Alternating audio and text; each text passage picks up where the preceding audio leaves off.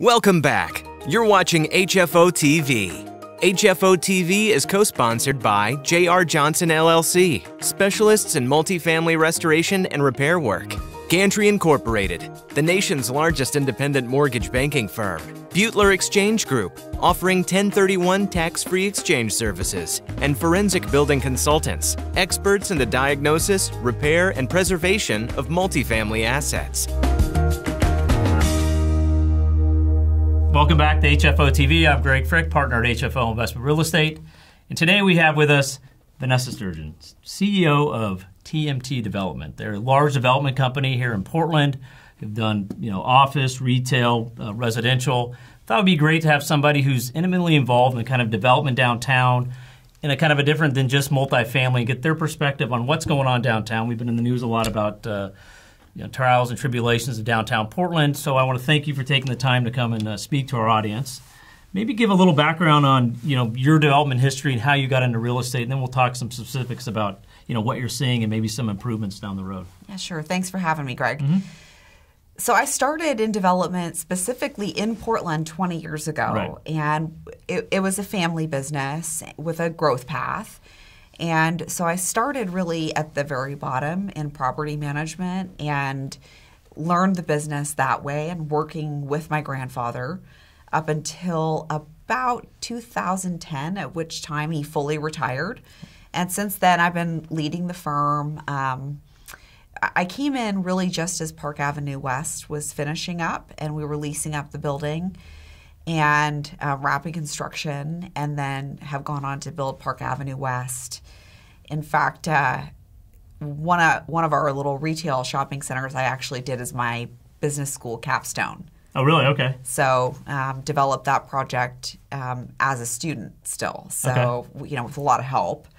But that's how I learned, was in a Whole Foods anchored retail center. Right. And how big is the Park Avenue in terms of size from an office building to the other buildings in downtown Portland? Park Avenue West is on a park block, so it's right. half the size of the footprint. So it's a lot smaller than like Fox Tower, which is right across the street. And it's made up of 13 office floors, 9 of which are occupied by Stoll Reeves. Mm-hmm. The mid-rise of the building is apartments, and then the base is retail. Right, right. So in terms of doing that, now what are you looking at on the development side? What has changed, from 10 years ago to today, and kind of what are some of the challenges you're seeing now that, because again, like you said, you're right downtown. We have some housing downtown, not tons as a lot of other downtowns. So I'm curious what your perspective is now coming out of COVID, what's changed, and what do you kind of see in the future? Well, 10 years ago, we were really the investment darling from an institutional standpoint, and that was new. So when I started my career, we were really more of a tertiary market, and as much as we like to think we're closer to Denver and Salt Lake, we're really more accurately compared to Minneapolis and Pittsburgh in terms of market size, and we grew in terms of how institutions were looking at Portland. They were coming in and making big investments. That was new right. for this market.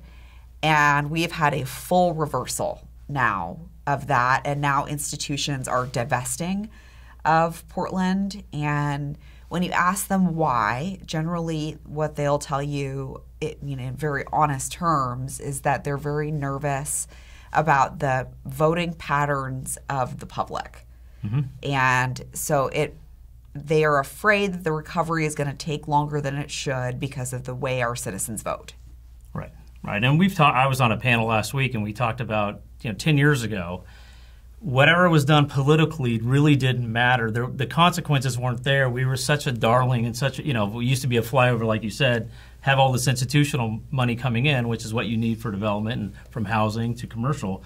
But now we're starting to get the repercussions of some of the policies we've put in place, how things are happening. And, I was trying to explain to somebody, if you're in New York saying I can move money in different markets, why am I going to go here if there's someplace easier to go over here? And I think, it's almost like where you got a little lazy from a leadership standpoint and saying, look, you still need to, roll out the red carpet a little bit. And we're just not seeing that. Yeah, we have a lot of cool factors about Portland. But that's not enough anymore.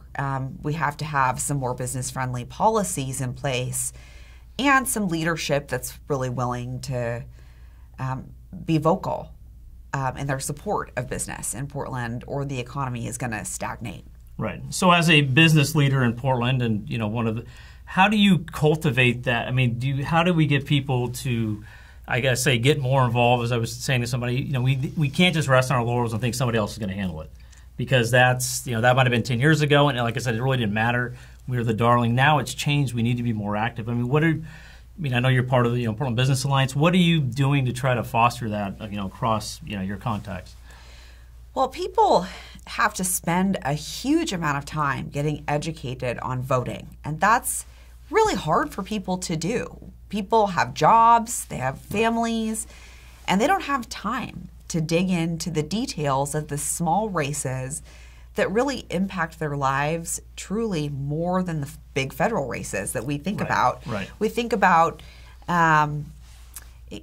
our race for president as the most important vote we cast, and it really just isn't. From when you get down to the bottom of, does that really affect the day-to-day here? So we brought that up a little bit. I mean, we talk a lot about state races and the mayor race and the city council. I mean, there's other forms of government here that have a big kind of effect on development and planning, Metro and Multnomah County. And trying to explain to people, as you said, they have jobs, they got other things in deep about that. It's almost so complicated they just kind of throw their hands up. It's been very hard to get people to kind of even dig into and start thinking about what that's going to mean down the road. It is. It's hard, and you can't blame people, right, because they just don't have time. They're busy trying to survive, make a living, raise their families, and they don't have time. And frankly, what you read in the voter's pamphlet isn't necessarily always accurate either. So you really have to dig for information, and it's very difficult for people. So Ted Wheeler takes a lot of blame for issues of public safety and issues of homelessness. And the reality is that behavioral health, addiction, mental health, housing and homelessness, that is all really controlled under the county umbrella. Right. And the city council and the mayor's office, each one of those 5 council members and mayors are one vote. The mayor doesn't get to lead with anything more really than his one vote and bureau assignments. Right. That's the only real power he has. So then when you turn your focus to the county, who has both the budget and the responsibility for these huge issues that people are so concerned about, they don't even know really that the county is who's controlling it. And the county chair, currently it's Deborah Kafoury. And we had in here a couple weeks ago. Yeah. So Deborah Kafoury isn't like the mayor. She is truly more of a CEO, and she doesn't have to garner votes. Right. She gets to lead her department, the county, as she sees fit. Of course, she gets input from her commissioners, but ultimately, at the end of the day, she's the person responsible. So if we don't like how money is being spent on behavioral health, housing and homelessness, and whatnot, we make a change there by making a change at the county commissioner level, the county chair level, rather. Now, I know you've been involved with a lot of nonprofits. I think it was a Home for Everyone. I mean, what's the feeling from that side? Is it there's money out there, it's not allocated right, there's too much bureaucracy to get it? I mean, I'm always curious because, we hear about the bonds that have passed and and I always hear clients and, I'm not worried about paying taxes. Are we getting value for that? Where's it going? In our world on the affordable housing, it's costing this much for, public housing to be built, where private's going here. Where's that gap coming? I mean, what's your thought on, involved in some of these nonprofits on, is it just a constant who to go to, or what do you think?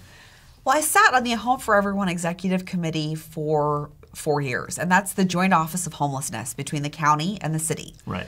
Deborah Kafoury, Mayor Wheeler, Commissioner Sharon Myron at the county, Dan Ryan, Mariel Palmero, who's a counselor in Gresham, and I was the business rep. So we were the ones that approved the budgets. And those recommendations came up to us through a committee made up of some community representatives, but mostly of housing service providers who are in the train of people who ultimately receive the money. Right. So it's a very odd structure. And we this last year, we made a lot of suggestions, Commissioner Myron, Councilor Ryan, and I, that started to seem to really poke around the edges of some of the issues with conflict and the housing first model. And when it became clear that we were not going to be voting for the budget that they were presenting, they dissolved the executive committee within a 4-month period. It was something that was shocking to be part of and to see. To go that far and then have it just, Is it predetermined? I mean, is it feeling like it's predetermined? I mean, that's in our world and dealing with, rent control and some of these other things. It's almost like you're asking stakeholders to come in, almost for like a photo op. But you've already kind of decided the policy you want. If you don't get either we're going to dissolve it or we're going to go a different direction. I think there's a lot of frustration and, on the private side of just dealing with some of these policies. Like, how do you hear our voice? I mean, I talked to Deborah about, you want to take all vacant units and put homeless people in it. Okay, well, have we thought about that? Is that going to be in conflict with some of the City of Portland laws? Well, we didn't think. I'm like, Deborah, why would you not bring stakeholders that are going to actually implementing this in and discuss it? And it seems there's a higher frustration level with people in trying to deal with this. Yeah, there's a void in the amount of data. Yeah. And so the county is operating on ideologies, and really they're thinking that housing first is the model to follow. So you get a person into a housing unit, that stabilizes them, and that's really what they need to get their life on track. And in a lot of cases, that's true. Mm-hmm. But we're not doing a great job of meeting people where they are when it comes to behavioral health challenges. And so, like you saw, that was in the news prominently with the shelter on Sandy, the veteran shelter. They filled that very quickly with veterans, and unfortunately, the building was shortly thereafter condemned. Right.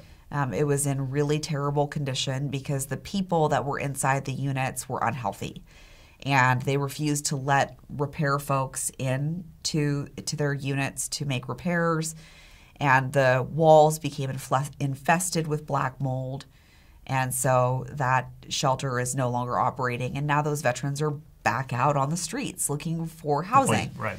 So you have two people who are running for county commissioner who have very different ideas. Jessica Vega-Peterson, great politician, very well-spoken, very bright. She's a housing first advocate. And then you have Commissioner Sharon Myron running, probably less well-known, less time in politics. She's an ER doctor and a lawyer that does street medicine for the houseless on a regular basis. And so her perspective on it is a bit different. She wants to take all of those bureaus, housing and behavioral health, and merge them. Oh, okay. And treat the system in a way like an ER, where you're triaging the problem as the emergency it is, and then moving people into the path that works for them. Right. Do they need shelter? Do they need full-on free housing? Do they need a voucher? Or do they need some other behavioral health service that would be helpful to getting them ready to take a housing voucher? And is that message, you think, being heard? Or is it, like I said, I always feel like we're so housing first here. This is what you hear, all the time. It's housing first. And you're like, wait, that's for some, sure. But there's a whole different group of the population you need to have wraparound services. You need to, there's different programs. And it seems like it's, like I said, it's almost like predetermined. This is the way we're going to go, come hell or high water. This is what we're going to do. And you're downtown. You see it. Is this really addressing the issue? Polling shows that the overwhelming majority of people agree with what you just said. Overwhelmingly, they agree that people need to be met where they are, and that housing first is a failed philosophy, and they see the failure. But what's hard is to determine which candidate feels what about it, and what changes would they make to address the issue. And so I always try to do my best to make it easy for people and just explain. I've worked with these people for a long time, and both of them are really smart. They just have very different ideas about how to address the problem. So, and as you brought up, this is the county. This is not the city. This is a county who has, where the dollars are, where they're doing the services. And I agree with you. There's, I think, a misallocation of, I don't want to say blame or who really is controlling it. And so it's easy to point to city council. And there's a proposal to change the way our city council government's set up, which again, that's, I think is going in the right direction, but it still depends on who's in those seats. But again, I think people just kind of forget about the county and like, wait a minute, that's who's handling a lot of these, what's in your, public safety and the, the housing, homeless issue on the streets. Yeah, it's one of those things that most people don't fully grasp, but as soon as they do, you see the light bulb go off, right, and they go, okay, well, I really have some agency here. So like I said, you're very heavily downtown. And we know that's had some challenge. I mean, are you optimistic for the future moving forward with what's downtown? Or are you still, we need to get some changes? Kind of, what's your thought on that? Being a developer and owner of office and retail and housing downtown. I'm cautiously optimistic about it. Yeah. I will get more optimistic if things are better and some changes are made in November. You mentioned charter reform. That's one of those things that was heavily backed in particular by council member Mingus Maps. Right. And now he has withdrawn his support from from that very measure because of the recommendations that the committee made on the back end of it. So I'm not confident that charter reform is going to get pushed through this time, but I think there's a reason to it. I think we actually, based on the committee's recommendations, would be taking a step backwards. And going with the proposal with everything that was added in. Yes. In terms of city government functionality. It's already tough now. We don't have a proven track record, and to try and create what's essentially a new model right. Doesn't seem like a good idea. So I don't expect that to pass, to be honest with you. I think we're going to be looking at it again in another 2 years.